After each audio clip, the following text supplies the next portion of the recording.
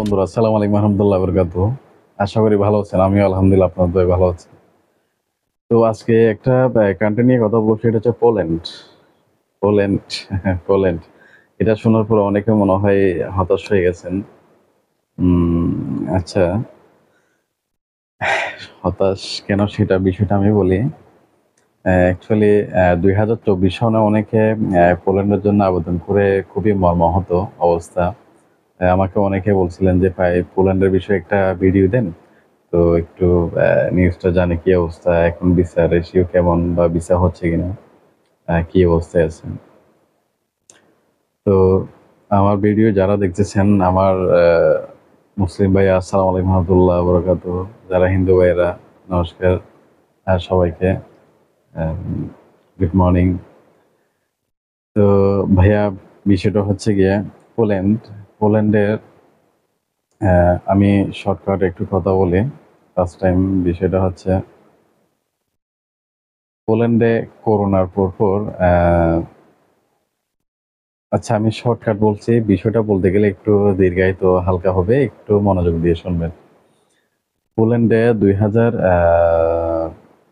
জীবেন করোনার পরপরে বিভিন্ন দেশে বিভিন্ন লোক করোনাতে মারা যাওয়ার পরে পোল্যান্ডে দেখা যাচ্ছে তার পাসপোর্টের প্রবলেম। আমার একটা রিলেটিভের কথা বলছি, পাসপোর্টের প্রবলেম, তার পাসপোর্টে নামে প্রবলেম আছে। তো ও আবেদন করছে আপনার কাতার থেকে। তো কাতার থেকে আবেদন করার পরও দেখা যাচ্ছে তার আবেদনটা অ্যাকসেপ্ট করে নিয়েছে।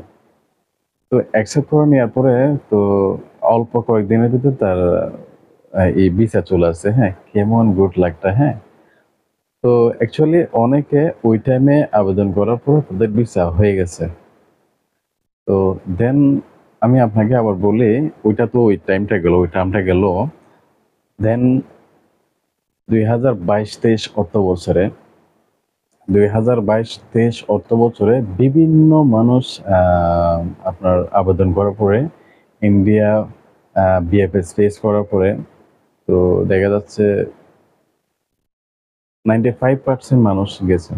95%। কিভাবে গেছে আমি আপনাদের বিষয়টা বলি। আপনি এজেন্সির মাধ্যমে যদি আবেদন করেন, সেক্ষেত্রে তারা ২ টা ক্লু দেয়। ক্লু নাম্বার 1 হচ্ছে জেনারেল। সেটা হচ্ছে ভিসা আমি আবেদন করে দেব। ভিসা হতে পারে, না হতে পারে। নাম্বার 1। নাম্বার 2 হচ্ছে কন্ট্রাক্ট। কন্ট্রাক্ট বিষয়টা যখন আসছে, আপনারা ভাই অবাক হচ্ছেন যারা যেতে পারেন না। ভাই আমরা তো কন্ট্রাক্ট করছি রিসেন্টলি বা ২০২৪-এ। তো ২০২২-২৩ অর্থ বছরে আপনার যারা কন্ট্রাক্ট করছিল তারা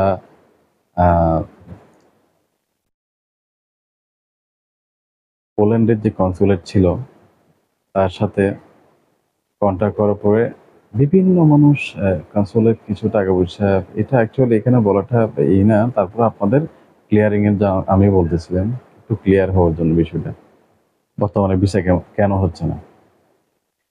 তো ওই টাইমে ওই লোক কন্ট্রাক্টে গেছিল, ওই ওই আপনার কনসুলেট ওদের সাথে কন্ট্যাক্ট করার পরে বিভিন্ন মানুষ গেছিল। তো যাওয়ার পর দেখা যাচ্ছে তো এখানে এত মানুষ গেছে, হিউজ পরিমাণ মানুষ গেছে।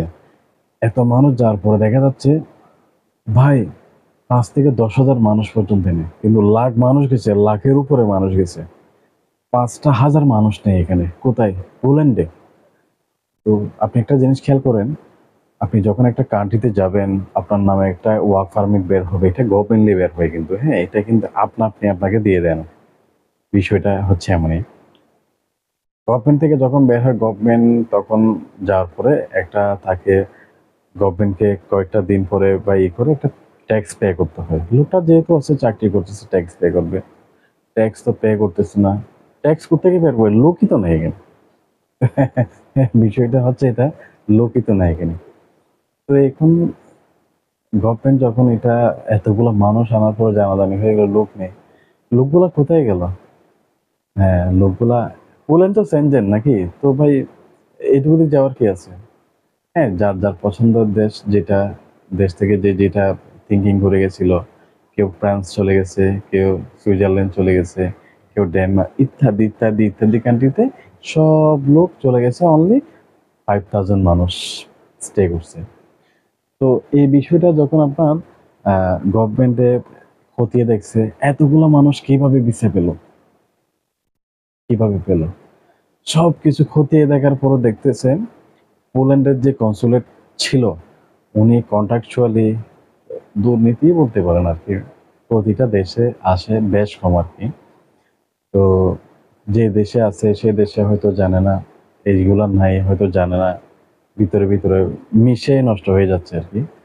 তো এইভাবে ওনারা চলে গেল। তারপর গভর্নমেন্ট যখন প্রেশার ক্রিয়েট করছে, জানছে সবার থেকে বিষয়টা কোয়ারি করার পরে দেখতেছে কনসুলেটের প্রবলেম। কনসুলেটকে কি করছে তারা, মামার বাড়ি নানার বাড়ি তো বুঝেন না, যে ভিতরে দিয়ে দিচ্ছে আর কি। তো দিয়ে দেওয়ার পরে এটা এটা অর্থ বছর হচ্ছে 22-23 অর্থ বছর ও বিষয়টা চলে গেল। এখন 24-25-এ দিকে বলছে আর কি, হ্যাঁ, বা 23-24-এ বলেন। তো 23-24-এ যারা আবেদন করছিল পোল্যান্ডে, তো জেনারেল যারা করছিল তারা তো নসিবের উপর ডিপেন্ড করে লাক বেটার হলে হয়ে গেল, ওকে। তো যারা কন্ট্যাক্ট করছিল তাদের কি হলো, ভাই আমার খুব রিলেটিভদের কথা বলতেছি, তারা তাদের এজেন্সির সাথে অ্যাকচুয়ালি কন্ট্যাক্ট করছিল ওইভাবে যে 2022-23 বছরে যেভাবে ওইভাবে করছিল, ওরা ওদেরকে পৌঁছে দেবে এখানে। জাস্ট বিএফএস যে যে সেন্টারে, যেমন কলকাতা, দিল্লি, নিউ দিল্লি, তারপর হচ্ছে গিয়ে আপনার জয়পুর, ইত্যাদি ইত্যাদি, সবগুলো আমি বেশি সবগুলো বলতে পারতেছি না। তো যে যেখানে বিএফএস এ ফাইল সাবমিট করবে, সাবমিট করার পর তাদের ফিরতি মেসেজ আসবে, পাসপোর্ট কালেক্ট করতে যাবে, কালেক্ট করার পরে স্ট্যাম্পিং হয়ে ভিসা হয়ে ওইভাবে চলে যাবেন। সবার থিঙ্কিং হচ্ছে এইভাবে, উল্টা হয়ে গেল। উল্টা কি হয়ে গেল ভাই, 2% ধরলাম, 2% তো ভিসা হবে, 2% না, মানে যারা কন্ট্রাকচুয়াল তাদের তো 90% ভিসা হবে। আমি এখানে 2% কেন ধরছি, পরিস্থিতি অনুযায়ী 2%-এর ভিসা হচ্ছে না। সবাই কি হচ্ছে, সবাই পাসপোর্ট কালেক্ট করতে যাচ্ছে। ও আরেকটা একটা কেন কথা বলি, বিষয়টা হচ্ছে অনেকে দেখা যাচ্ছে তাদের 1 মাস হয়ে গেছে, এটা মূলত 25 বা 45 দিন বা এর একটু কম, এই টাইমে অনেকের 15 দিনে হয়ে যায়। কন্ট্রাকচুয়াল যেগুলো সেগুলো একটু তাড়াতাড়ি হয়ে যায় কালেক্ট, যে মেসেজটা আর কি। তো তাদের ট্যাক্সটা অনেকের 2 মাসের কাছাকাছি লেগে গেছে। যখন পাসপোর্ট কালেক্ট করছে তারা দেখছে যে তাদের যে ভিসা হয় নাই, যে মেসেজটা এটা দিচ্ছে 15 দিন আগে, তারা কালেক্ট করতে গেল 15 দিন পরে, মানে এরকম হয়ে গেছে বিষয়টা। আবার কেউ কেউ কি করছে, যেমন যে জয়পুর ছিল বা যে কলকাতা ছিল, তারা এই কন্ট্যাক্ট করার পরে ওই তারা নিউ দিল্লি চলে গেল। নিউ দিল্লি গিয়ে এখানে যে পুলিশ ছিল তাদের সাথে আলাপ করার পরে, যে ভাই আমার এই অবস্থা, আমার তো 2 মাস হয়ে গেছে, এ হয়ে গেছে, আমি পাসপোর্ট পাচ্ছি না, পাসপোর্ট থেকে কোনো মেসেজ আসতেছে না। তারা বারংবার করার পরে তারা এই পুলিশকে 500 রুপি বা 600 রুপি দিয়ে দিল, তারা ভিতরে গিয়ে পাসপোর্টটা দিয়ে দিল, ভিসা তো হচ্ছে না। তো এরকমই হচ্ছে ভাই, কারো ভিসা হচ্ছে না। তো কিছু ভিসা হয়েছিল, সেক্ষেত্রে সেটা দেখা যাচ্ছে নেপালিদের কিছু ভিসা হয়েছিল। তো এখন বেশিরভাগ ভিসা হয়নি। তো আমার বিষয়টা হচ্ছে গিয়ে, সেটা একটা দুর্নীতি, দুর্নীতির ভিতরে পড়ে বেশিরভাগ মানুষের এই প্রবলেমটা হয়ে গেছিল। বিশেষ করে 2023-24 অর্থ বছরে যারা এপ্লাই করছিল তাদের খুবই দুর্গতি গেছিল। তাদের তাদের জীবনের উপর দিয়ে, তাদের মাইন্ডের উপর দিয়ে, তাদের মাথার উপর দিয়ে কি যে গেছিল একমাত্র তারাই বলতে পারে। তো ওই টাইম থেকে পোল্যান্ডের ভিসাটা অফ ছিল, এখনো আছে। তো এখনো অনেককে, যেমন বাঙালিকে ভিসা দিচ্ছে না। ইন্ডিয়া থেকেও ঠিক সেম একই অবস্থা। নেপাল থেকে অল্প পরিসরে ভিসা হচ্ছে। নেপালিরা কি 2 নম্বরই করে না? করে, খুবই কম করে। বাংলাদেশের মানুষ, আমি, আপনি, আমরা একটু বেশি করে ফেলি। কেমন করে ফেলি?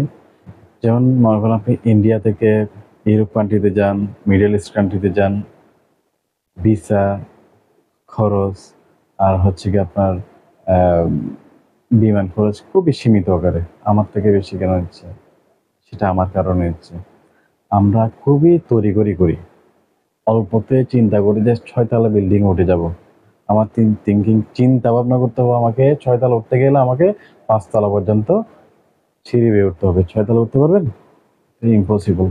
তো থিঙ্কিংটা ওই ধরনের করতে হবে আমাদেরকে। ধীরে ধীরে ধীরে ধীরে ধীরে নিজের দক্ষতা অর্জন করে আমাকে, যদি আমি বিদেশ বাড়িতে যাই তাহলে আমার ভ্যালু যেভাবে থাকবে আমি ওইভাবে ওখানে গিয়ে নিজের লাইফটাকে শাইন করতে পারবো। ইভেন দেখা যাচ্ছে যারা এডুকেটেড কিছু পার্সন আমি দেখছিলাম, যেমন এশিয়ান কান্ট্রির ভিতরে কিছু কান্ট্রি আছে, ইউরেশিয়া, যেমন আজারবাইজান, জর্জিয়া। তো ওইসব কান্ট্রিতে কিছু লোক যাচ্ছে, তারা দেখা যাচ্ছে আপনার আহ, নিজেরা সব কিছু করতেছে। যেমন তারা ইংলিশে যারা দক্ষ আছে, হ্যাঁ, স্পোকেন ভালো, যারা বুঝতেছে, ইন্টারনেট ঘাটতেছে, সোশ্যাল ঘাটতেছে, কেমনে কেমনে কি করা যায়, তারা নিজেরা স্টুডেন্ট ভিসায় আবেদন করে।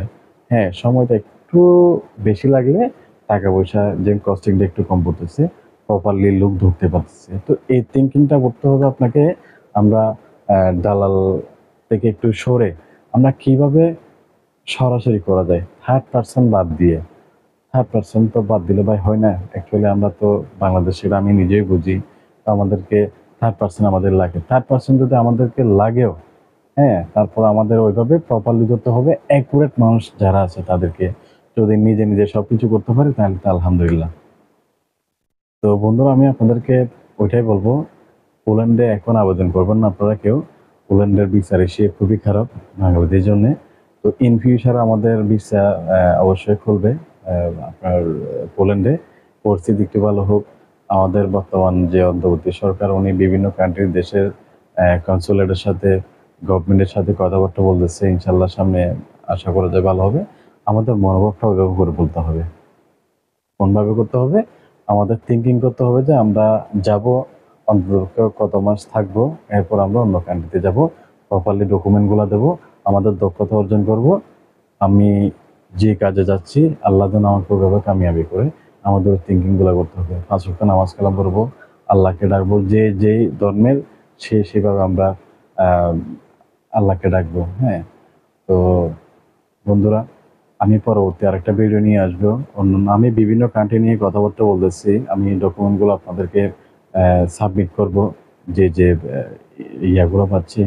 তো আমি আপনাদেরকে আরেকটা কথা বলি, সেটা হচ্ছে কি, আপনাদের কোনো কান্ট্রির বিষয়ে যদি আপনাদের ইন্টারেস্ট থাকে, আপনারা আমাকে জানাবেন, আমি ওই কান্ট্রি নিয়ে কথাবার্তা বলবো। তো আমি আপনাকে একটা কথা বলবো, সেটা হচ্ছে গিয়ে প্রপারলি প্রপারলি একদম প্রপার মানুষ ধরে আপনারা বাইরে যাওয়ার জন্য চেষ্টা করবেন।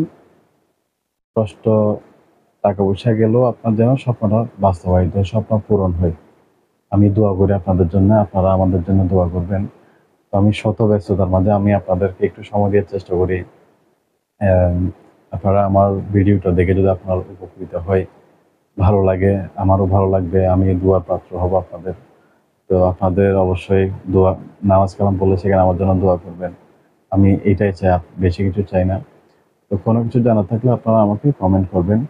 আর আমি নেক্সট টাইম কোনো চেকলিস্ট পেলে, কোনো ডকুমেন্ট নিডিড হলে আমি অবশ্যই আপনাদেরকে সেটা জানাবো। তো ততক্ষণ পর্যন্ত ভালো থাকবেন, দোয়া রাখবেন। আসসালামু আলাইকুম ওয়া রাহমাতুল্লাহি ওয়া বারাকাতুহু।